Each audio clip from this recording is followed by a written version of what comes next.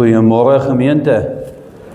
Baie welkom almal. Volgende is lekker om julle almal te sien. Soos altyd, kom ons sê vinnig net hallo vir almal rondom ons.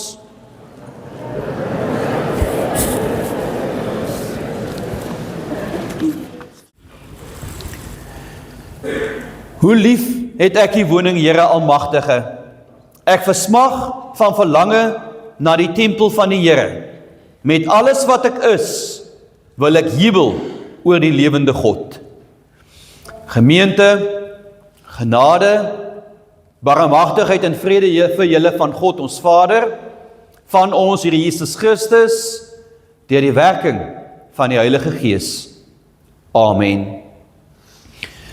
Ek het gedink vanoggend, in die diens sal julle hoor, dit gaan oor oorgawe, dit gaan oor passie, en daarmee saam gaan dit oor blydskap en vreugde ook, wat in ons harte moet wees. Die twee stukkies wat ek gekies het vanoggend, se fokus is dan oor hierdie blydskap wat in ons harte moet wees, wat baie keer nie daar is nie. Ek lees vir ons 'n paar verse uit Psalm 100, en dan Habakuk 3, vers 17 tot 18, wat julle baie goed ken, en ons lees dit vanoggend, juis om te fokus op hierdie juig, en hierdie blydskap, en hierdie jubel wat in ons moet wees.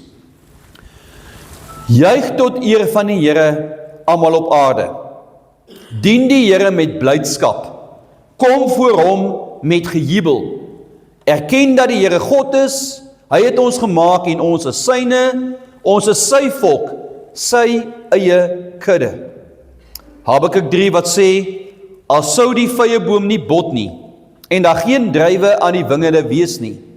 Al sou die olyfoes misluk, en die lande geen oes lewer nie. Al sou daar geen kleinvee in die kampe mee wees nie, en die beeskrale sonder beeste wees. Nogtans sal ek in die Here jubel, sal ek juig in God my redder. Net tot sover. So baie duidelik uit hierdie twee tekste wat iets kom sê van juig tot eer van die Here. Dien die Here met blydskap, kom voor hom met gejubel. So dis iets wat baie sterk na vore kom, wanneer ons saamkom, wanneer ons kerk toe kom, wanneer ons die Here loof en prys, dat daar jubel binne ons moet wees. Maar dan baie keer, soos ons goed weet, dat omstandighede, besig wees, chaos, soveel dinge wat kom, en hierdie jubel, hierdie passie binne ons kom steel, dat ons baie keer kom sit, en ons dink aan dit wat fout gegaan het, dit wat nog moet gebeur, dinge wat ek moet doen, en ek vergeet dat hierdie jubel vlam, dat dit in my hart moet wees. En daarom lees ek Habakuk 3 by wat sê, al sou alles verkeerd gaan, nogtans sal ek in die Here jubel, sal ek juig in God my redder. Wat treffend is, al sou dit chaos wees, al sou dit besig wees, al sou dinge verkeerd loop, al is my omstandighede nie lekker nie, nogtans sal ek juig in God my redder. En daarom vanoggend, die vraag, as jy nou in stil gebed met die Here praat, om vir hom te vra, en met hom te praat, is daai vlam aan die brand in my hart? As ek vanoggend moet sê, is daar jubel vir die Here in my hart? Is daar 'n juig in my hart? En as ek vanoggend hier sit, en ek voel dis nie daar nie, om in hierdie stilte tyd vir die Here te vra, dat sy Gees hierdie vlam ook in jou sal aansteek. So kom ons raak stil in gebed.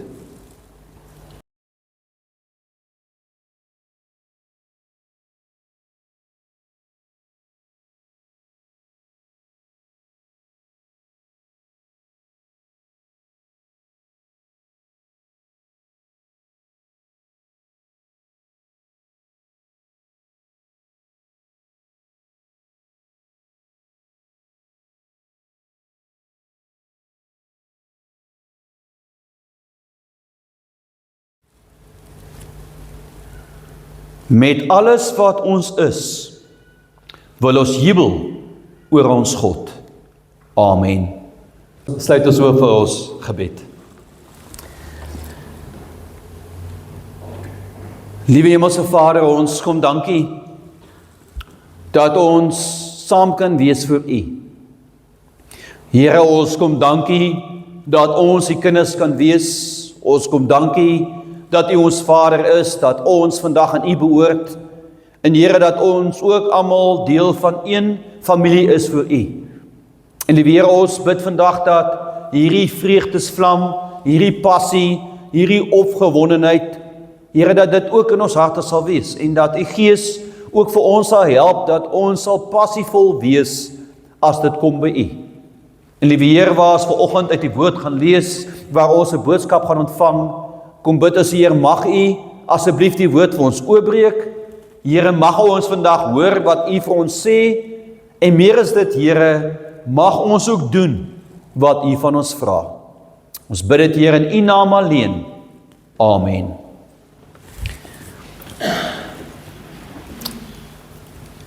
Die baas, hy is baie besig by die werk. Julle weet, soms gaan dinge bietjie rof, hy is baie besig, en hy sê vir sy sekretaresse, niemand mag hom pla nie.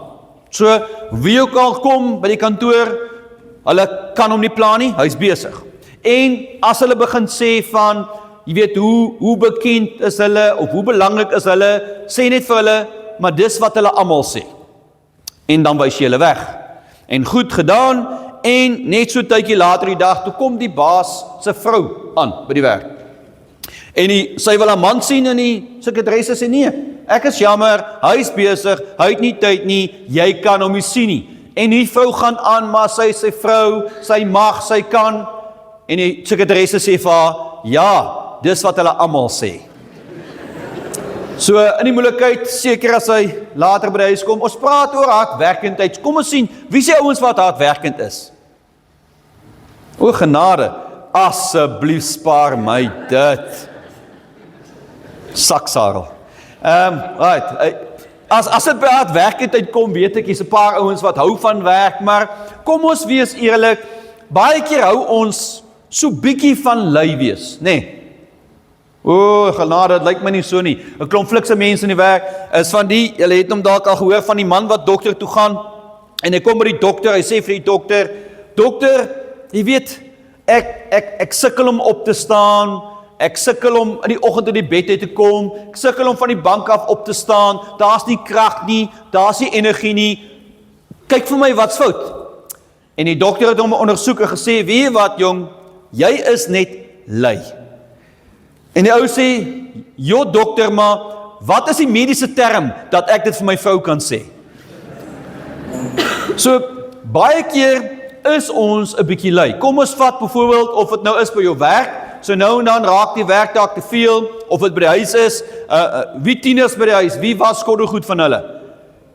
O genade, dit gebeur maar skaars, nee. So, by die huis weet ons lekker van lui wees, op die bed lê met 'n selfoon, dis mos die lekkerste ding, ek praat nou van die tieners.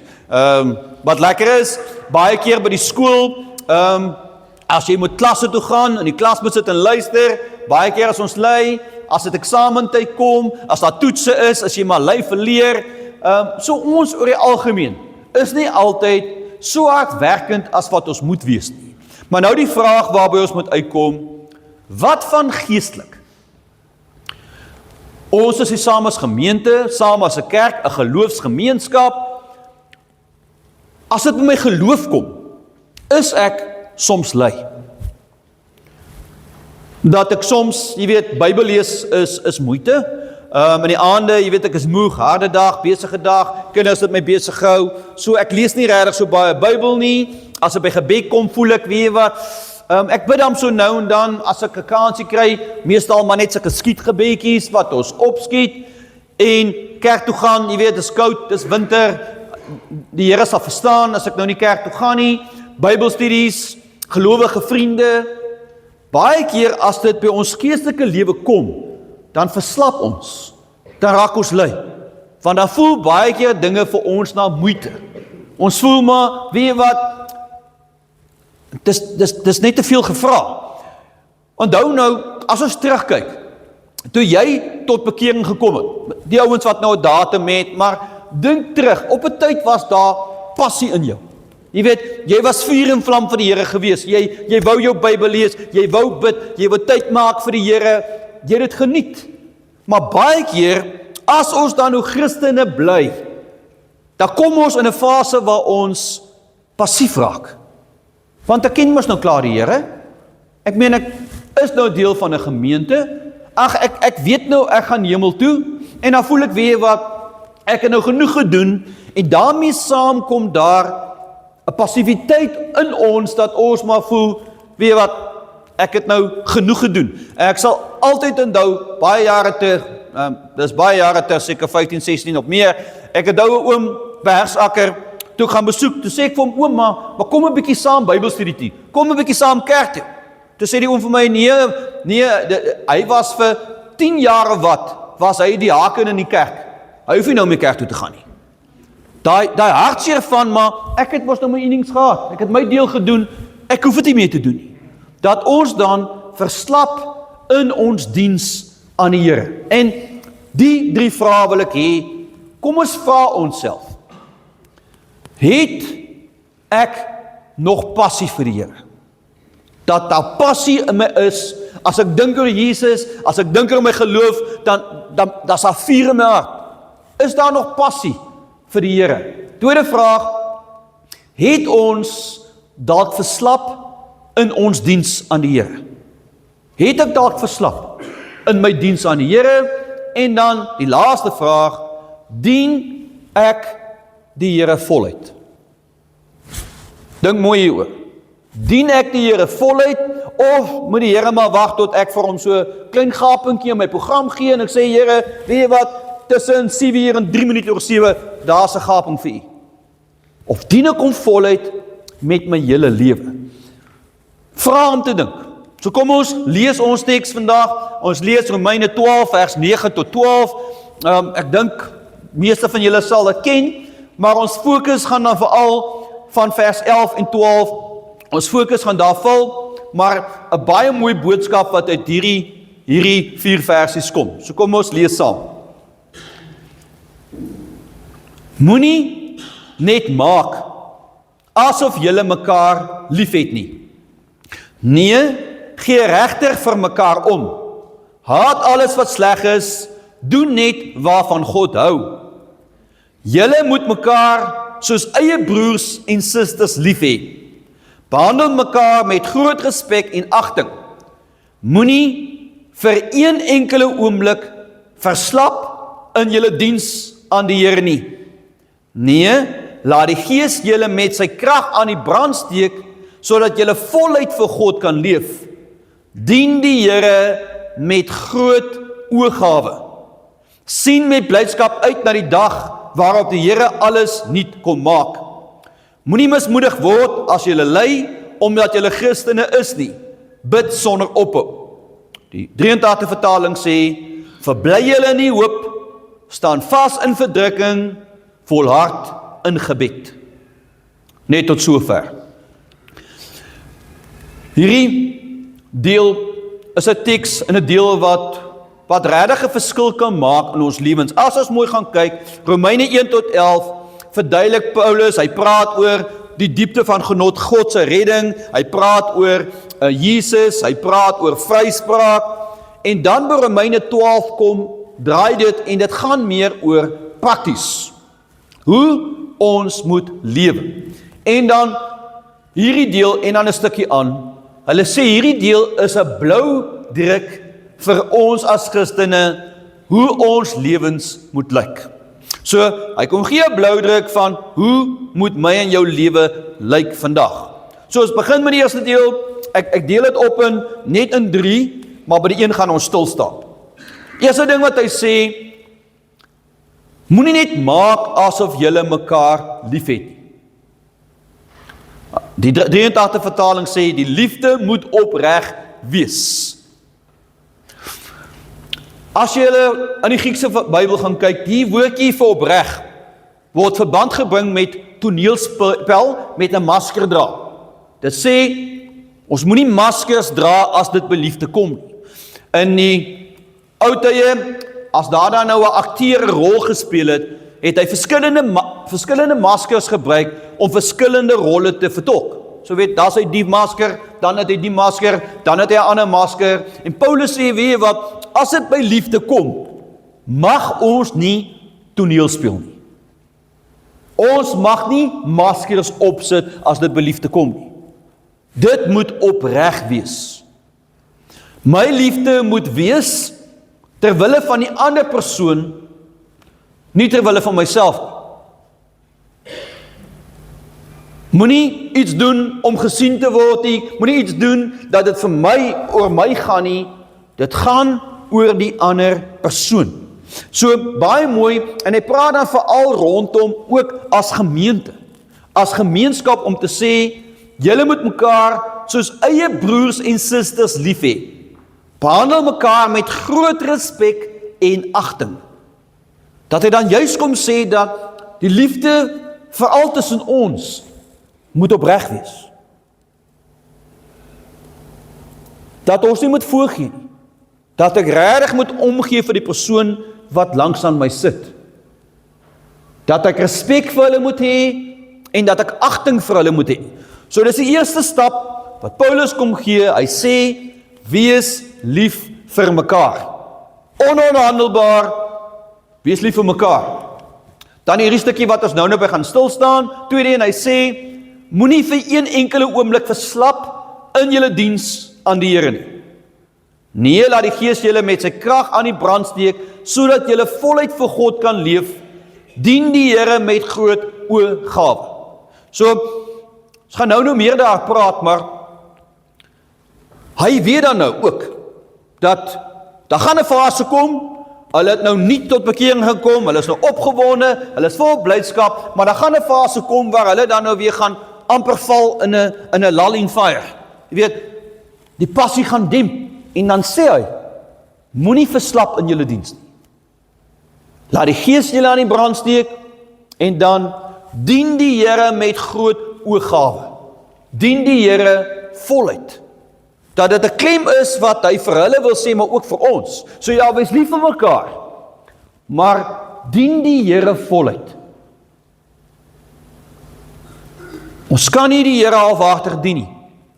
Nie met 10% nie, nie met 20% nie, dien hom 100%. So hy raai ons aan, moenie verslap nie. Dan die laaste stukkie, wat baie mooi is, ek vat die 83 vertaling, het sê het mooi, verbly julle in die hoop, staan vas in verdrukking, volhard in gebed.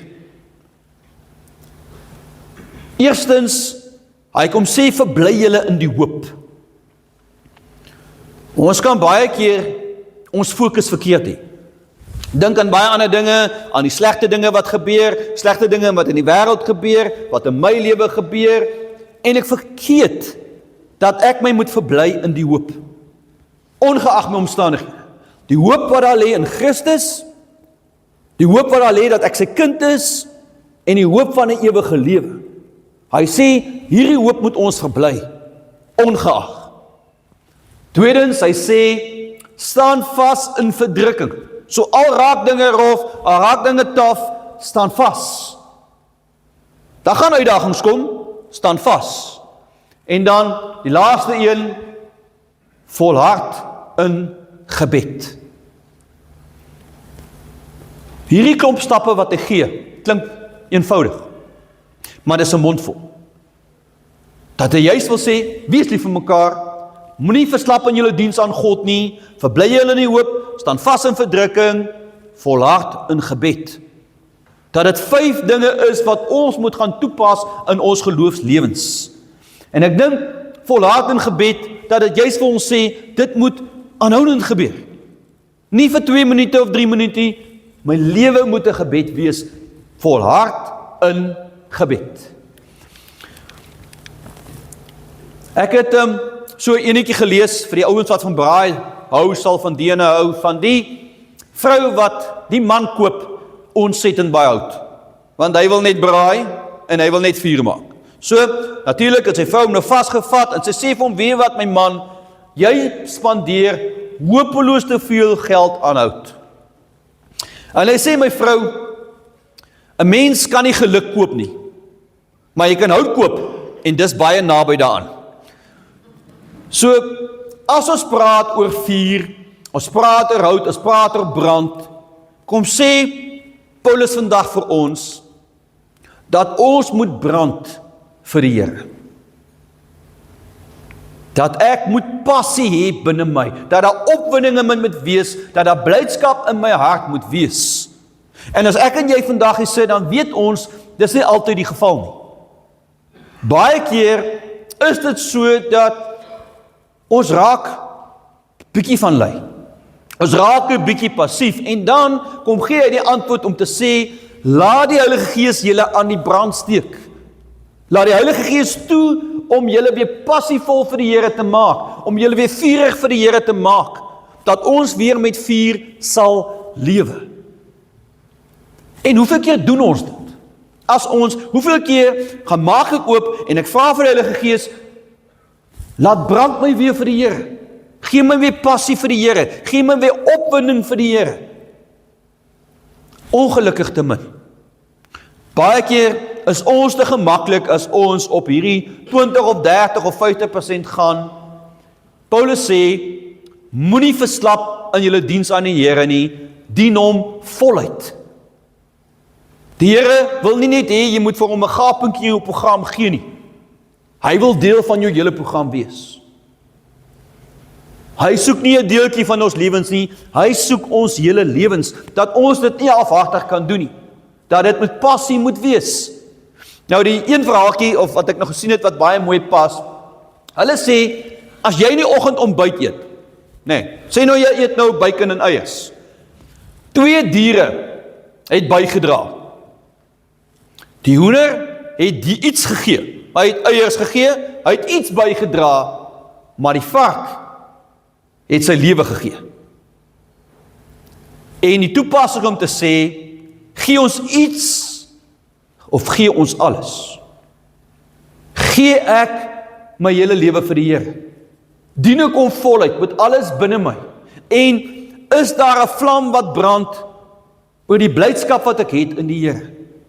En ek gaan nou 'n verhaaltjie vertel, wat iets van dit sê, van, as ek weet wat Jesus vir my gedoen het, hoe anders kan ek as om alles te gee?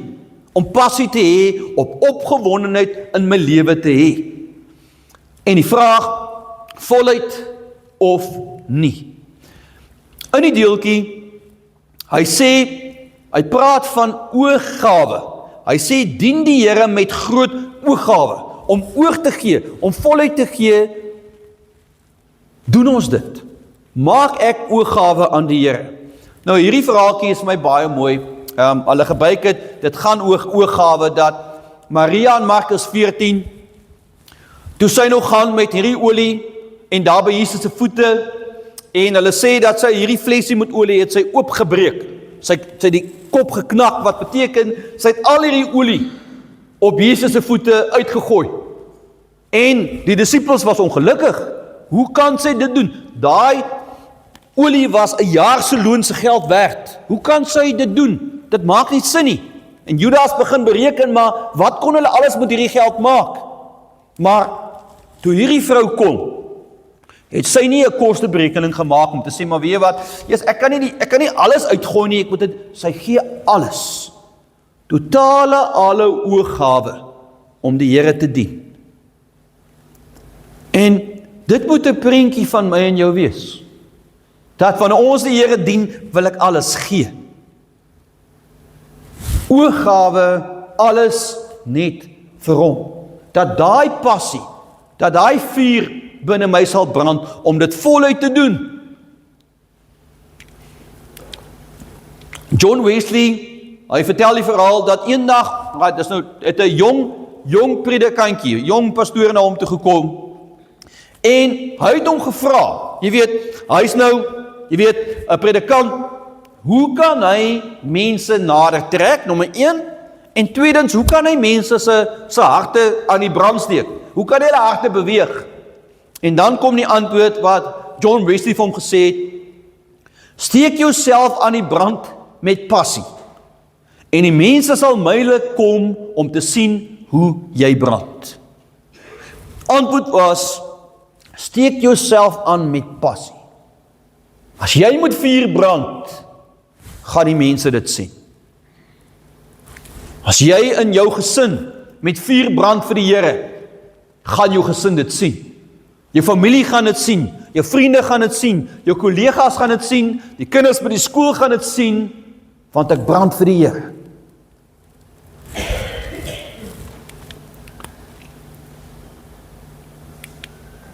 Hierdie stukkie van, nee, laat die Gees julle met sy krag aan die brand steek, sodat julle voluit vir God kan leef.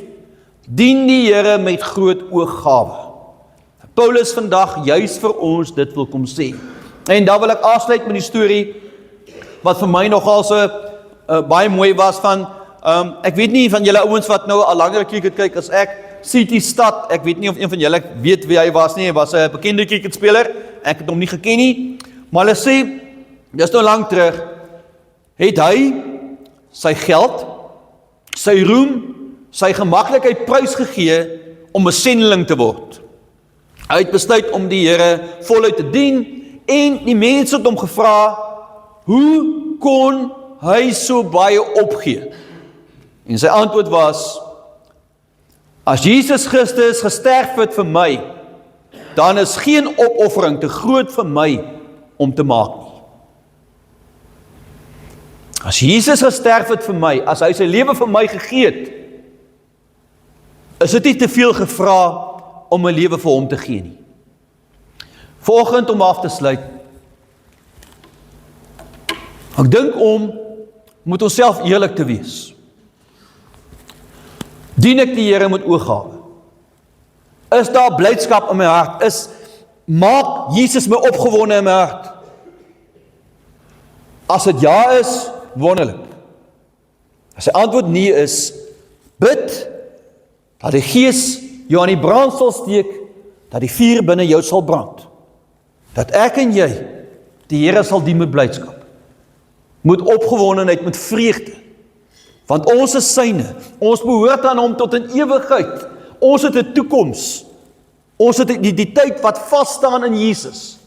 En dit moet ons vul met blydskap. Mag daai vuur van passie in jou hart brand vir die Here. Amen. Kom ons sluit ons oë. Liewe Hemelse Vader, ons kom dankie dat ons vandag 'n boodskap by U kan ontvang. Here, waar ons baie keer dalk nie al die passie het wat ons moet hê nie altyd die dryf het nie altyd die ooggawe maak nie. Kom bid ons vandag, o Heilige Gees, kom vul ons met U vuur. Kom steek hierdie vlam binne ons brand, dat ons voluit vir U sal leef. Here, dat ons U sal dien, dat ons sal Bybel lees, dat ons sal bid, dat ons sal kerk toe gaan, dat ons sal Bybelstudie hou, dat ons sal tyd maak vir U. O Heilige Gees, mag daar passie in ons harte wees. Help ons om hierdie ooggawe te maak, dat ons U voluit sal dien. Here, ons kom dra ons gemeente op aan U, mag ons 'n vuur wees vol kole, waar ander mense nader kom om ons passie vir U te sien, om ons blydskap vir U te sien, dat ons sal lief wees vir mekaar, dat ons mekaar sal dra, dat ons mekaar sal bystaan. Here, help ons dat ons naby U sal leef, dat ander mense kan sien dat ons U kinders is. Ons bid dit, Heer, alles in U naam alleen. Amen. Die genade van Here Jesus Christus en die liefde van God en die gemeenskap van die Heilige Gees sal by julle almal wees. Amen.